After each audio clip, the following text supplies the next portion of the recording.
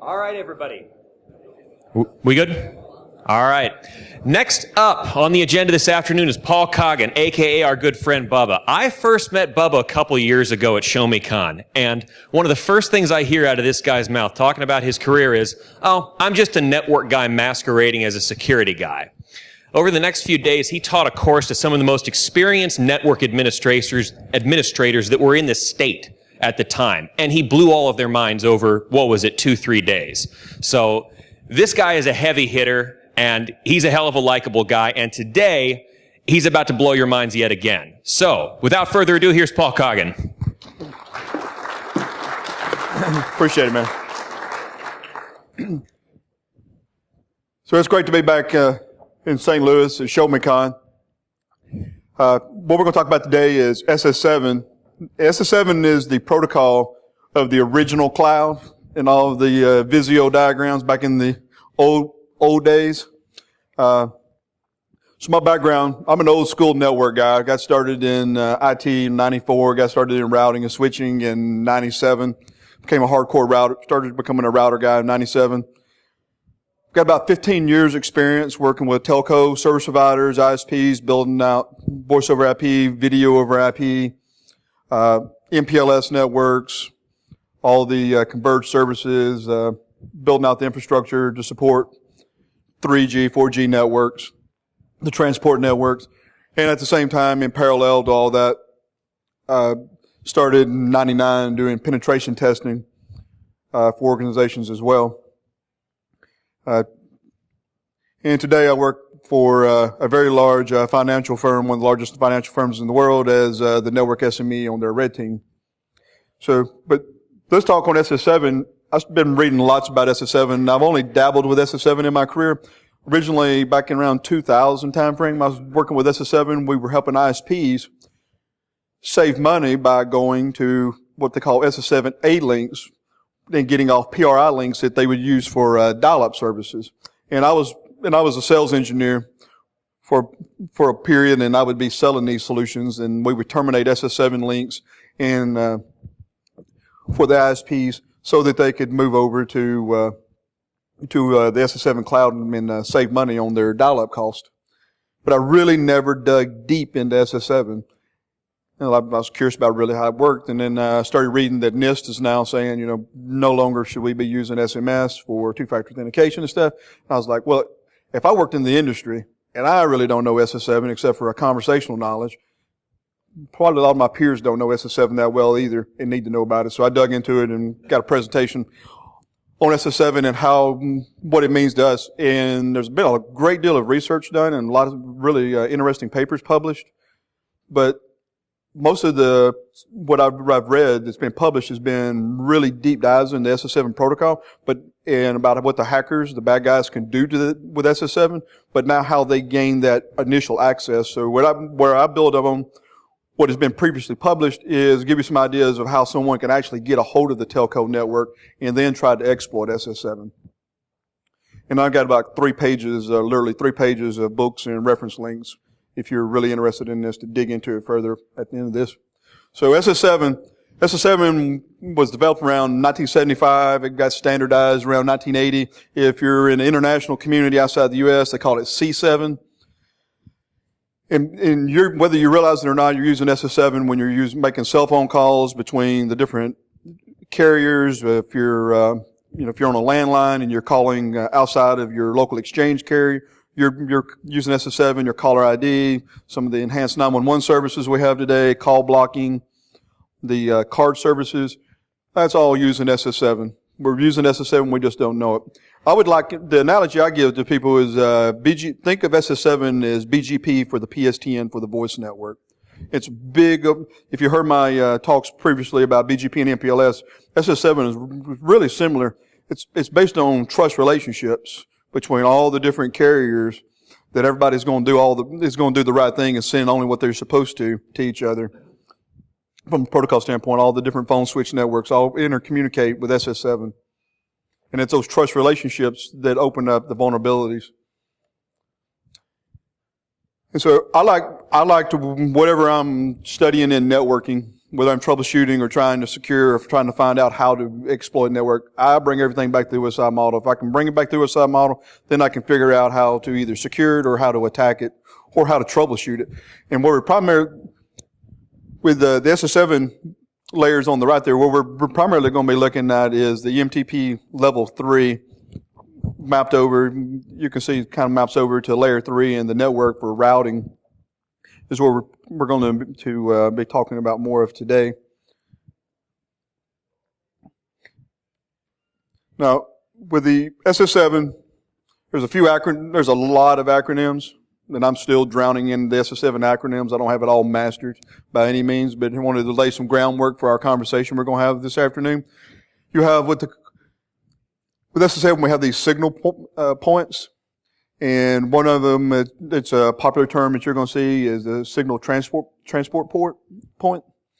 And that's STP, that signal transfer point, think of it like a router.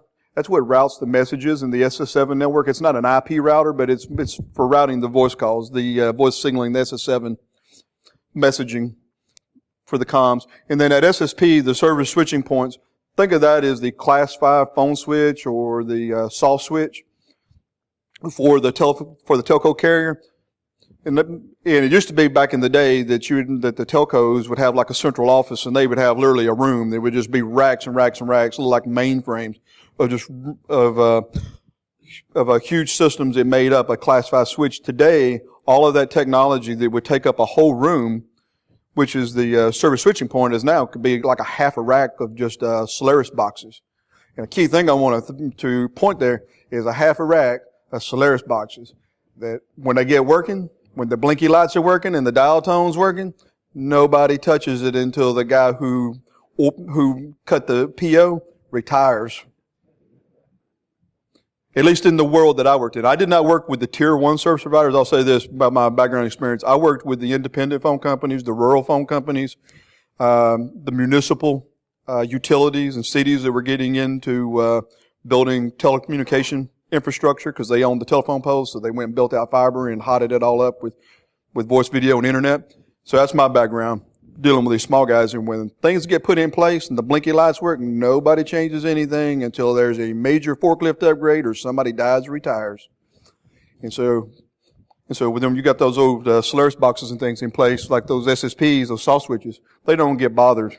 So it opens up, if somebody can get access to it, that ends up being a good surface of attack for the bad guys. And then you got the SCP, the service control point. And that's like your database that keeps up with like your 800 numbers, call services, etc. I have no experience really with the SCP piece. My experience has been more with the SSP, of getting the soft switches integrated into the new next generation networks that the telcos were building. So here's architecturally, real high level SS7 architecture, where you've got the STPs, which are basically like routers for the SS7 network. They're routing all the messaging.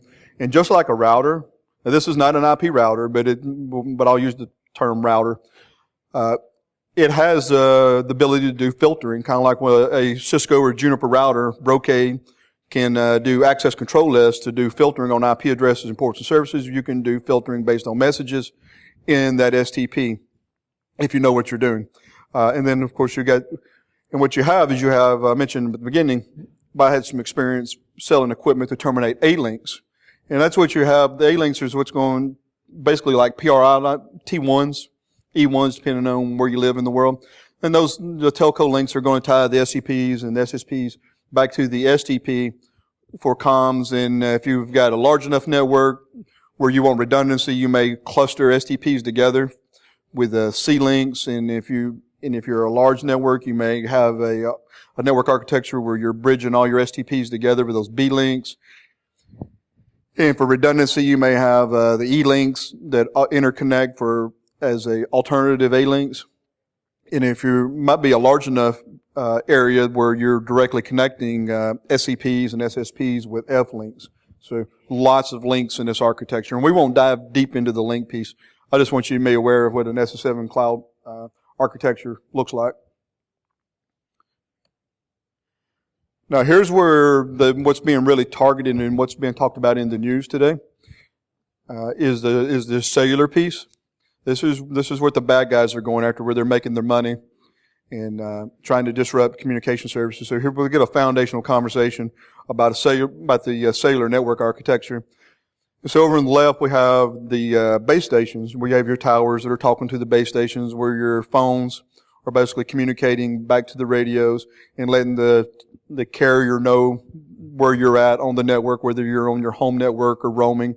And whatever service provider you're using, Verizon, Sprint, what have you, they have your phone, wherever you're buying your services from, they have all your information in what's called the home location registrar over on the right, the HLR, which is a part of an architecture called the mobile switching center. And that mobile switching center is a system of systems.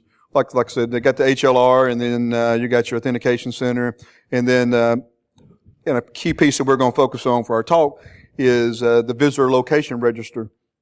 And that VLR, the visitor location register, that's when you're roaming. When you're going, say, if AT&T owns your phone and you get on a Verizon network or T-Mobile, et cetera, or you're somewhere else in the world or the country, you're going to talk to the VLR, the visitor location register, and you update the network of where you're located at, whether you're on your home network or not. And those mobile phone networks are going to be tied back into the PSTN SS7 network for communications when you need to get off the net and talk to other networks. All those comms are going to eventually talk SS7.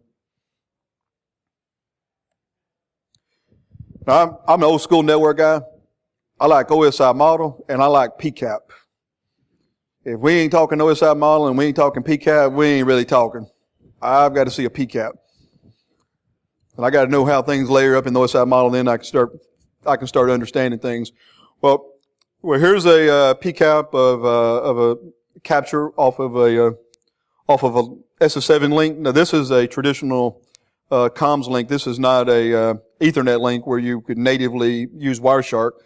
This Wireshark link was captured. This Wireshark packet was actually captured with something like a T-bird that'll go and pull the framing off of like a T1 or E1 signal, and then you could take that signaling that you captured off that specialized instrumentation and then pull it into Wireshark. And what you can see here is you can see that we can see the called party number right there in the middle. We can see the called party and the calling party and see the phone number. But nowhere in this message here, and you can see also that it's got the ISDN reference point, but nowhere in here do you see IP, but you can also see the reference to the message transport level 2 and the message transport level 3 that we saw earlier in the OSI model chart. But there's no IP here. That's one thing I want to show you with the legacy, the original SS7, there's no IP here. Now, with the newer mobile networks, the 3G, when we started going to the 3G and newer networks, we started encapsulating SS7 into IP. So these networks are going IP today. When the carriers build new networks, it's going all IP. All the old days of having a separate network for video, a separate network for voice, separate network for private network services, separate network for internet, that's over. It's all one big converged network now. And I just want to show you, for example, with this SIGTRAN, where they're encapsulating SS7 in IP. Now there's, for the 4G networks, they've gone to a next generation of SS7 beyond SIGTRAN called Diameter, and then there's another one coming out for 5G. We're not going to dive deep into that. We're going to look at just the SS7 piece today. I just want you to make you aware of it to see what it looks like. Now, like I said, there's a bunch of papers out there, some really, really good papers that dig deep into SS7 and all the different ways to exploit SS7 and how to mitigate it. But the big question to me was, how do you get access to that SS7 network? Because it's like a magic black box. There's a cloud in the Visio diagram. You really don't know what's in there. So I started thinking, well, how would I go after that SS7 network? Because I spent a lot of time working on Red Team, trying to figure out how to go after strategic infrastructure. which I'll point out, I spent many, many years, 15 years, specifically in the telco service provider industry, and I never went and targeted the voice PSTN side of the network. Went after everything else in the networks, but we never did go after these SS7 networks, and it really got me interested in thinking, one, why did I not do that? I'm thinking about all the money I left on the table as a consultant, that I should have been testing those networks. And then, secondly, well, just how the heck would you go after it? So here's what the carriers look like from a really, really high level. At the top, they have the DHCP server. It's not going to be, Microsoft DHCP that you would run in enterprise. It's going to be a more scalable, DHCP server,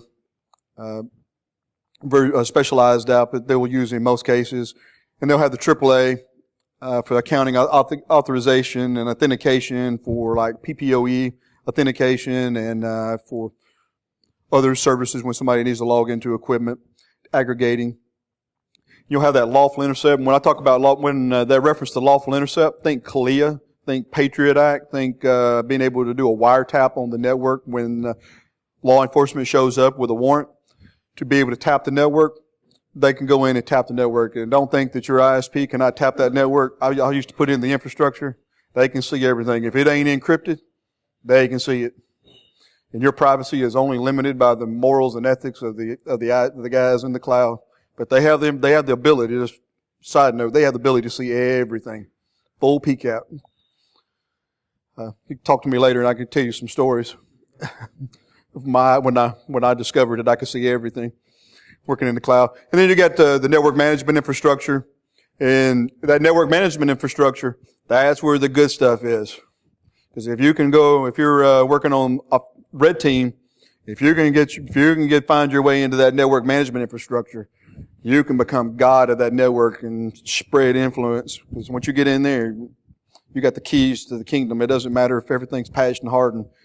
That's the place to be. And then you got, like I said, the voice SAW switch. Think of that as the class 5 switch. That's basically like the phone system that you have at your enterprise, but it scales up to support hundreds of thousands of users.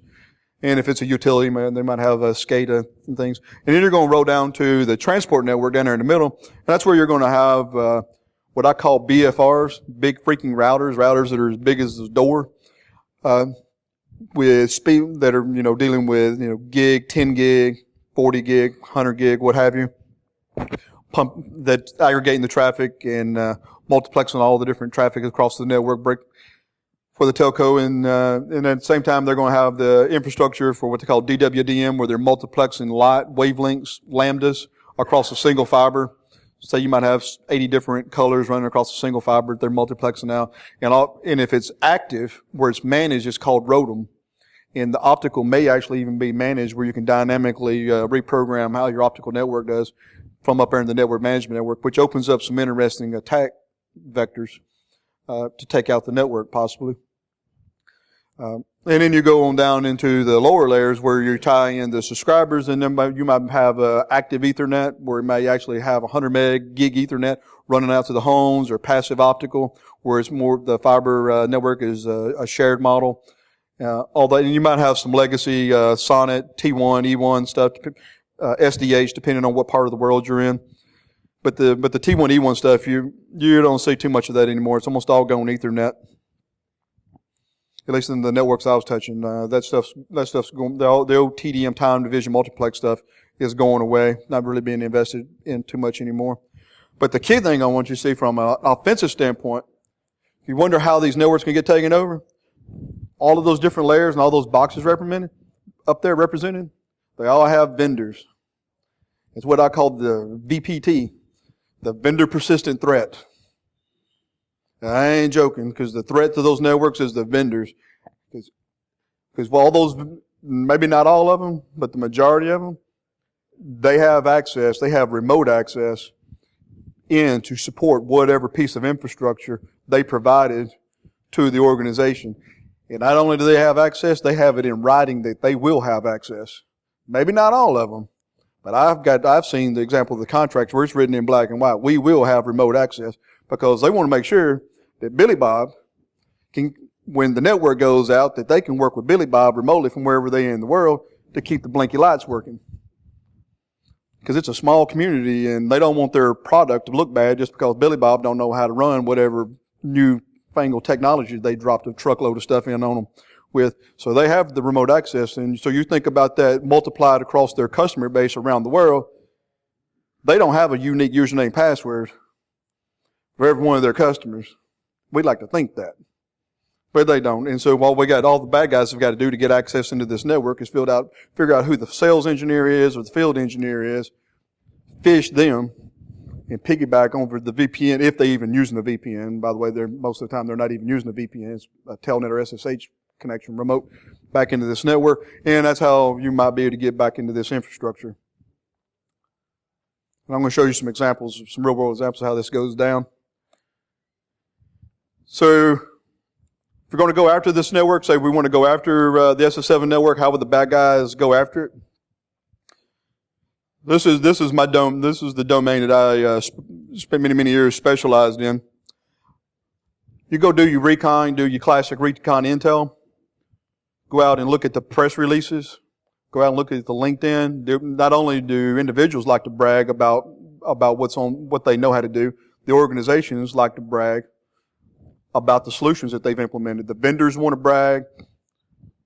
The decision makers want to brag. They always have quotes from the decision makers, whoever made the brilliant decision to implement this new service that's going to make all this money and provide all these new services for the community.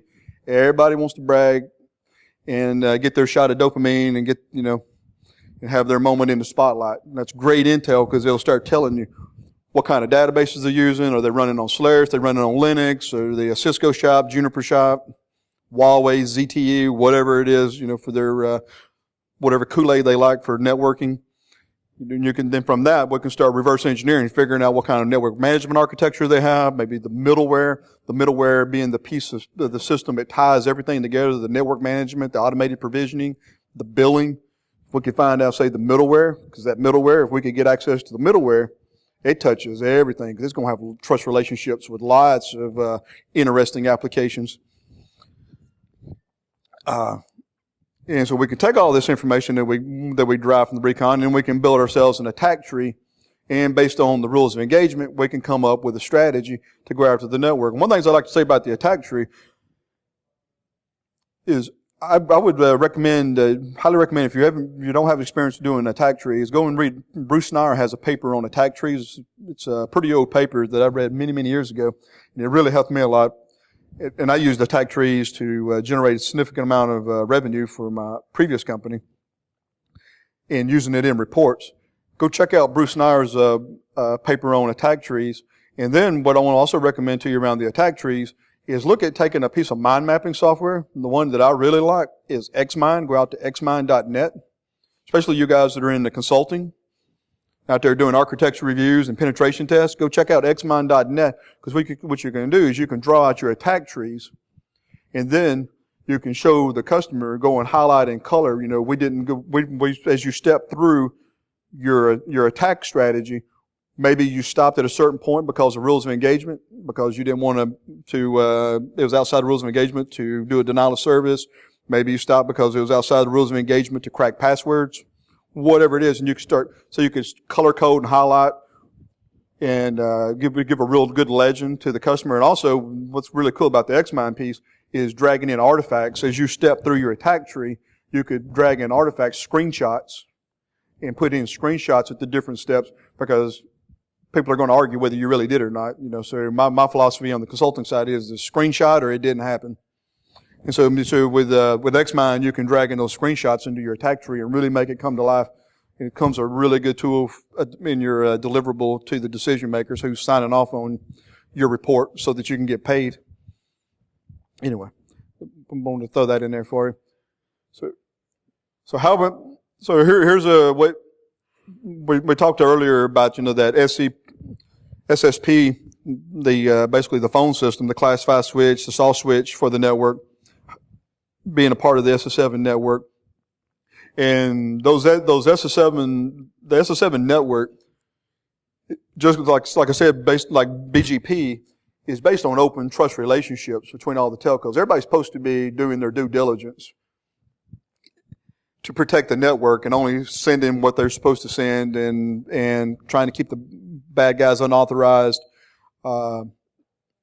services off the network and unauthorized users off the network, and trying, limit anyone from spoofing and impersonating authorized services. But you know how that is. So here's some real world analogy that I've personally seen where the telco was popped. And at the time I was really ignorant of SS7 attacks and didn't think about what the bad guys could have been doing with these networks when they hit them. And what I saw real world is when some of these soft switches were, like I said, a room, about half, maybe a quarter of the size of this room, full of rows and racks of equipment, was being replaced with a half a rack, a 21-inch half rack of servers.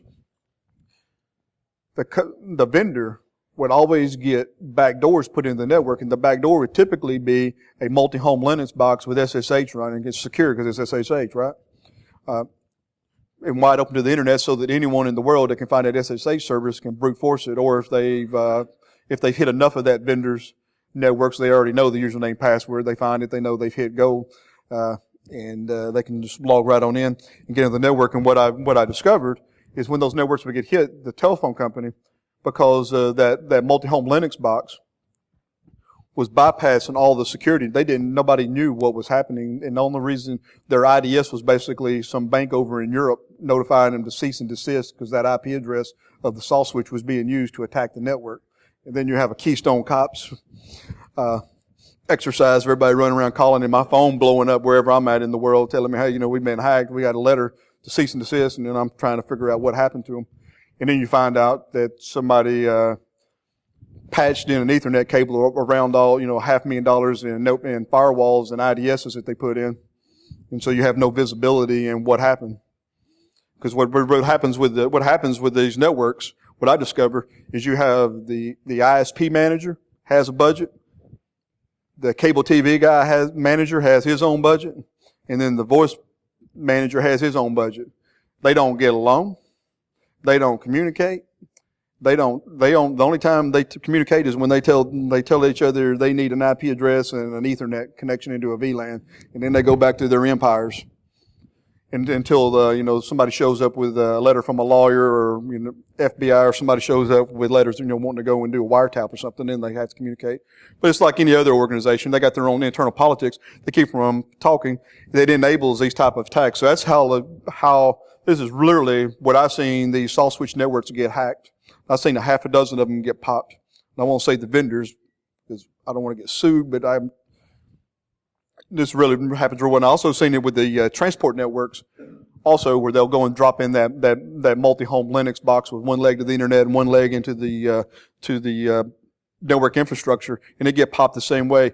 And when you get into those transport and voice networks, what I've discovered is and into the cable TV networks, it's just one big flat VLAN. Once you get in, you can pivot to your heart's content, and you can just start hopping vendors, hopping boxes, and then zigzagging your way out. Now, the ISP guy, he understands IP, and he understands route access control list. He understands firewalls, and his stuff will be harder, hopefully. But that part of the network is usually soft and chewy if you can find it. So that's one way to get in, to get a hold of that SS7 network. And then by getting that access, then you can exploit the trust relationships out to the greater SS7 network and maybe try to do some things that we'll talk about here shortly. Another example of getting into the telco infrastructure. This is a real world scenario that I ran across, and of course I want to not mention the guilty to keep me out of jail and from being sued.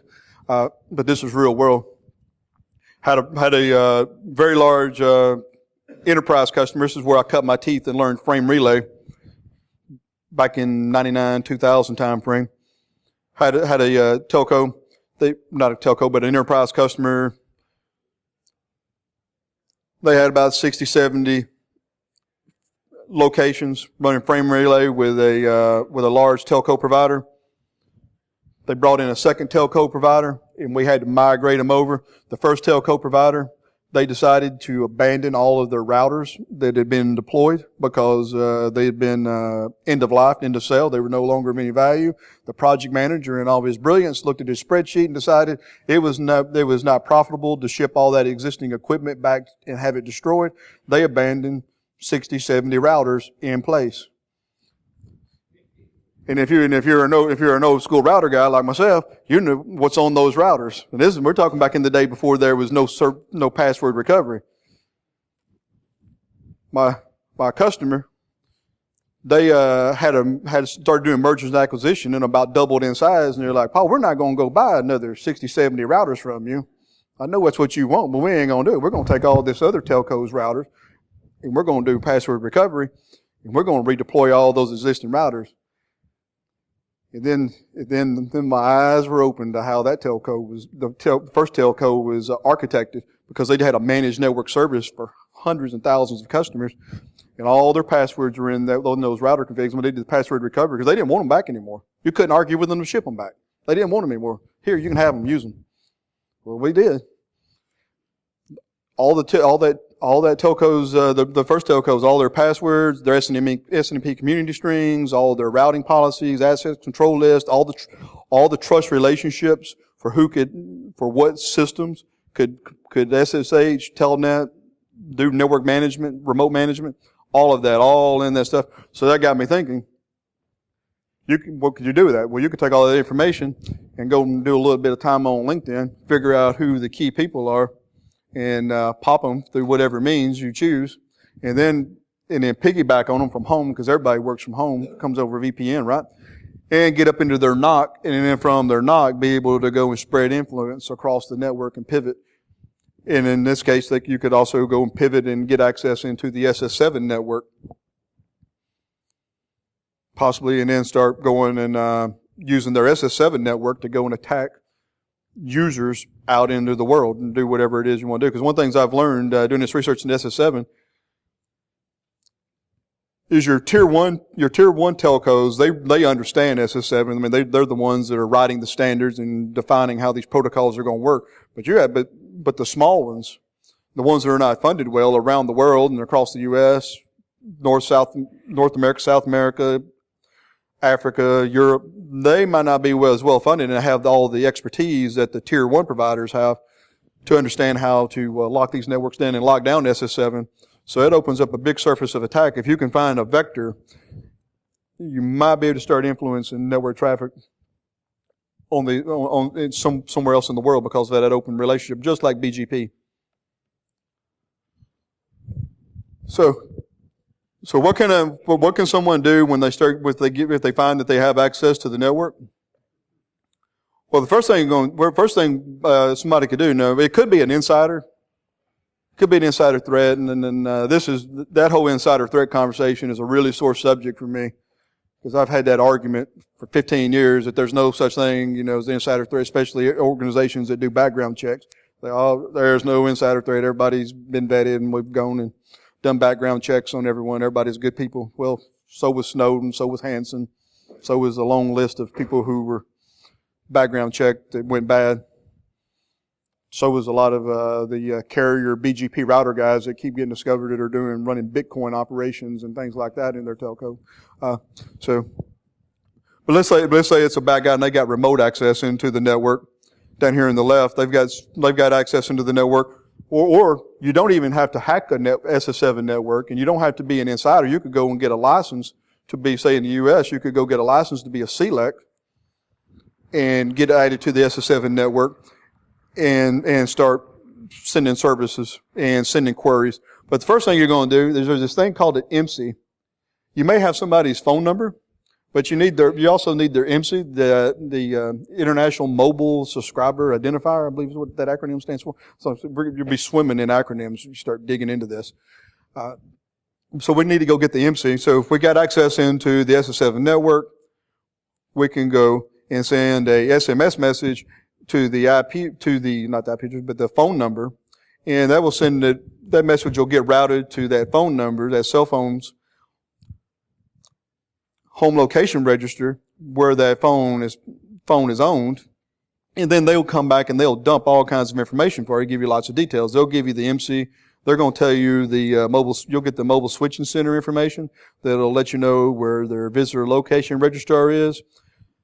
So, if they're for roaming purposes, etc. You'll get all of that information if you can get some kind of access to that SS7 network and do that initial query. And from there, there's this thing called the anytime interrogation query that you can do to the SS7 network. And everything I've read, this anytime interrogation query that will provide information on the user and it leads you to getting location information on them if you have their phone number and their MC and the point code. That anytime interrogation, the tier 1 guys have probably got this filtered. They probably got the equivalent of an access control list on their STP blocking this, or they have an SS7 firewall in place that's blocking this. But there's a whole lot of telcos out there that are not tier 1 that open up a really good surface of attack because they don't know what they don't know and they don't have the staff that's trained and aware and has the time to go and do due diligence on securing the network. So what would happen is the attacker could be sitting somewhere off in the network and craft packets, not packets in this case, but SS7 messages, or send messages from a switch that they have access to up to the home location registrar and try to find where that user is. And they go and query that HLR, the home location registrar. That home location registrar is going to query the visitor location registrar to find out where that user is roaming at, and then that's going to hit the base station to find out where they are in the radio network, and then it'll come back and respond back and let the attacker know where they're at on that network. But like I said, everything I'm reading is that anytime interrogation is very, very well known vulnerability, and in most cases it's blocked except for networks that don't have a mature security operation. The other thing someone could do that's more likely to work is if you have access, and where I see this happening is it could be that someone can impersonate a home location registrar and impersonate a whole mobile switching center. And you say, well, who's going to be able to do that? Well, for everything I've read, the organized crime guys over in Eastern Europe, they're pretty motivated because if they can go and get access to these SS7 networks and they can hijack your calls and hijack your SMS messages, then they can go and start influencing banking and get into some serious money, or maybe go in and grab somebody's text messages and do blackmail, etc. And those jokers, they have an employee of the month program. I read about that one crime organization. Whoever gets the best idea can get a Lamborghini or Ferrari for employment. I can tell you, there ain't no Ferrari or Lamborghini in my package. I could get real motivated. I could build you a mobile switching center if I ever go bad. Because if I ever go bad, I'm going to go real bad. I will be. Excuse me. Like I said, I'm going to go real bad when I go bad, and I'll build you a whole phone company. Bubbacom. Get all your service. I'll give you a good price. Just going to hack out. But, so somebody could go and impersonate a mobile switching center and integrate in with the network, the SS7 network, and then from that go up and query a subscriber's home network and hit the home location registrar, and then go and find out what VLR they've roamed to, because that HLR is going to know where they're at, because the VLR that they go and hit, whether it's on, their home network, whether it's Verizon, T-Mobile, et cetera, is going to report back and let them know that they're there and figure out whether they're valid over the SS7, whether they can roam or not, and what services are available to them. All of that's going to be reconciled. And so you can go in and query them and find out where they're in the world and nail down and locate them and find them.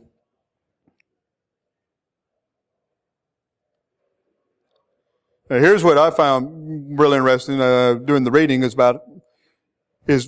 if you start getting the information where you've found their MC, you've got the information so that you know where their home location registrar is, you know where their visitor location registrar is, and you're able to do these queries, it may be, and you have the ability to say maybe impersonate a mobile switching center.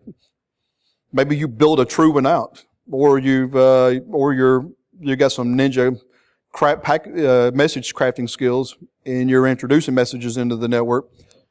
Maybe you can go in and do a man-in-the-middle attack and send messages up to their home network and spoof where they really are located, and tell their home network, hey, we were in Missouri, now we're in Alabama. And then get calls redirected to where you reported that they're located now. And if they start getting SMS messages and calls and things, then you can get their calls, messages rerouted to you.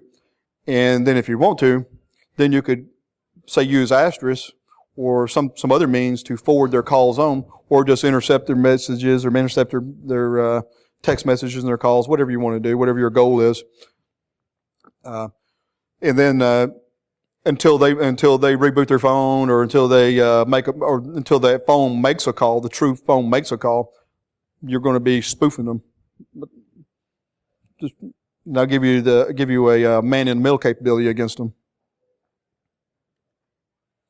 So, some things to consider. Y'all that are out there doing network architecture reviews and penetration tests, or if you find we all have the job we do today and we don't know what we're going to do tomorrow. If you find yourself in a consulting job, I tell you, I think this is some low-hanging fruit, because I started doing computer security consulting in '99, and I never really went after this side of the networks with service providers, and I really wish I did. And I can tell you, I never had conversations with the service providers, telcos, et cetera, about securing the PSTN side of the network and the salt switch, because it was totally side. We was always focused on the internet side. Now I'm thinking about all the opportunities we missed out there. So you guys need to go out there, but you need to get smart on it. There's a couple tools out there. I've personally not used these tools, but for reference, there's the tool by Sigploit. And there's a tool, the SS7 Mapper. I highly recommend, if you really want to dig deep into the SS7, the diameter, and what's happening with 5G, the guys at ERNW, it's a network, they're some security consultants over in Germany.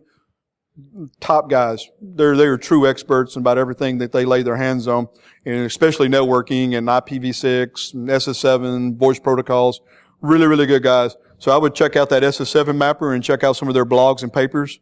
And they also have some papers if you want to go build your own phone switch capability at home and learn to understand SS7 in your home lab. I want to recall that they have some papers on using OpenBTS, et cetera, to build that out that you might find of interest. If you have some Mad Ninja Python skills for crafting packets, you might be able to use Scapy to craft your own SS7 messages rather than have to use a switch. Or if you're Windows impaired like me, you could maybe you might want to check out Colosoft Packet Builder. It's from a company Colosoft is a company in China. They write this GUI program, Colosoft Packet CAPTCHA, and Packet Builder is one of the tools it's included with, and it's point and click. You can go and pull up say Wireshark captures.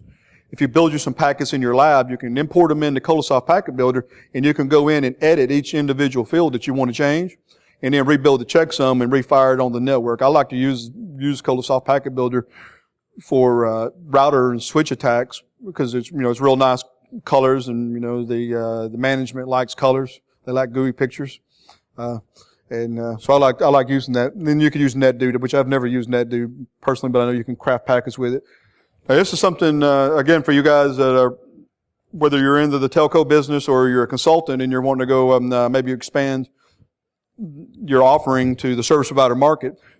It's a totally different set of firewalls. We don't go, and I was ignorant of these things until I started researching for this paper, because I always knew the Cisco, the Checkpoint, the Palo Alto, Fortinet, but there's a whole different market of firewalls just for this SS7 network.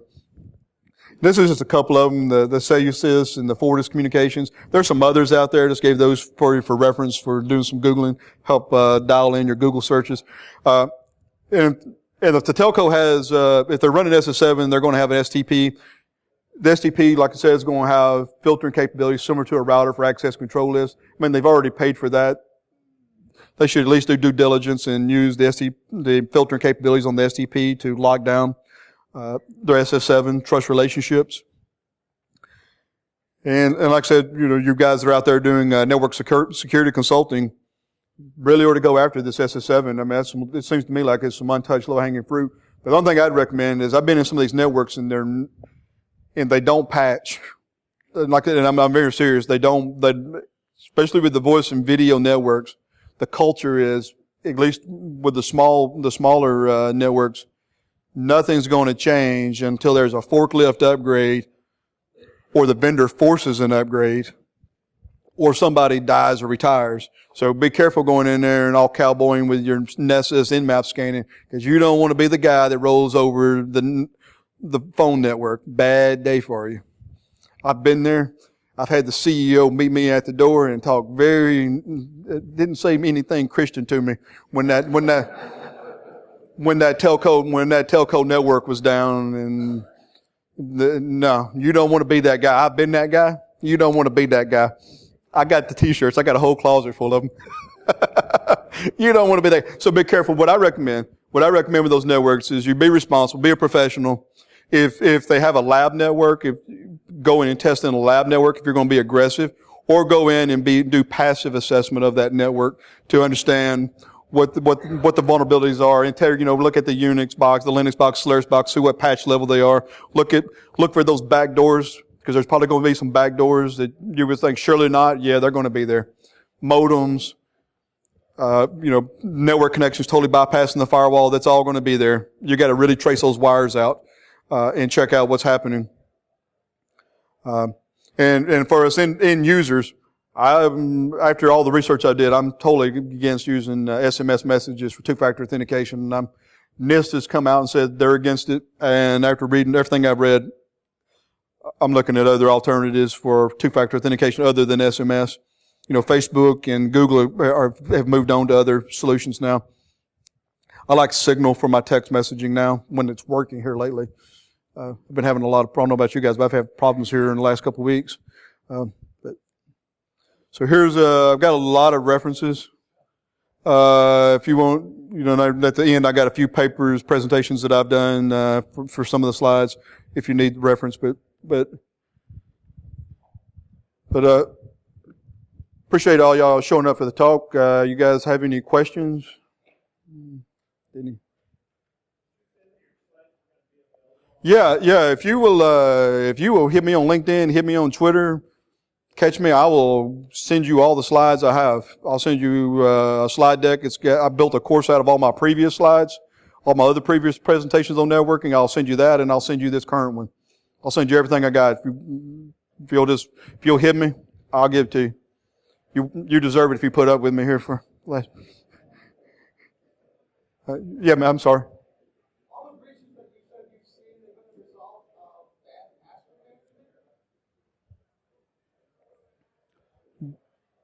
Most of it, yeah. Most of it, and plus they shouldn't have had remote access wide open to the world so that somebody can see that. They should have had that surface of attack narrowed down to the firewall IP addresses of the vendors, and so that the field engineers had at least VPN back into the home network, and then come in hairpin turn and two-factor authentication back into wherever the customer network. What I recommend from that side is that's a really good question. The organizations, the telcos, should not be letting these vendors have unchallenged access, unmonitored access. I personally believe that the vendors ought to have to call in and ask for the PIN number, whatever's on the secure ID key fob, and be verified with some kind of video, and be authenticated who they are, validate that they are who they say they are, and monitor and make them hit a terminal server box, some kind of jump box where they're monitored and logged. Every keystroke is granularly logged. They don't have unchallenged access. Because you have to give people access, because these are some complex networks. And if you don't have the resources, and you don't have all the expertise on staff, you've got to rely on your vendors. But you don't have to just give them keys to the kingdom and they do whatever they want to do. But, you got to think through that. Sure. Well, when your phone talks to the phone network, the cellular provider, they're the ones that are doing the SS7 for you. They're doing the SS7.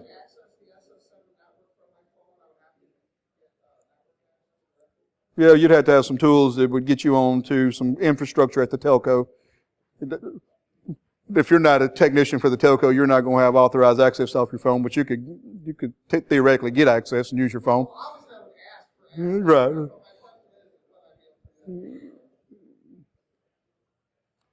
That is a legal user, but technically you could hit it with your phone. It's just a matter of what tools you have on your phone. It's a computer.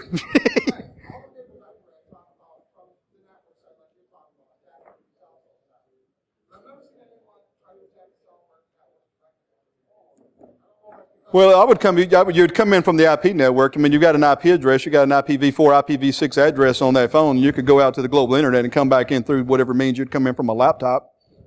Because, the phone is just a computer. That's got an IP address, but you would not be in band if that's what you had over the signaling network up through the radio, hidden, because that's going to be separate. You're not going to see that plane. You're going to have to come back in from a different plane.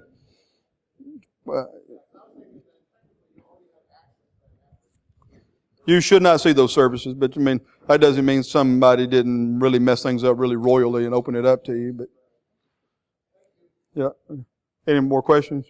Well, if you'd like the slides, send me hit me on LinkedIn, hit me on Twitter, hit me out here at the conference, and I'll be glad to send you all the slides. I appreciate everyone attending. Hope you got something out of it.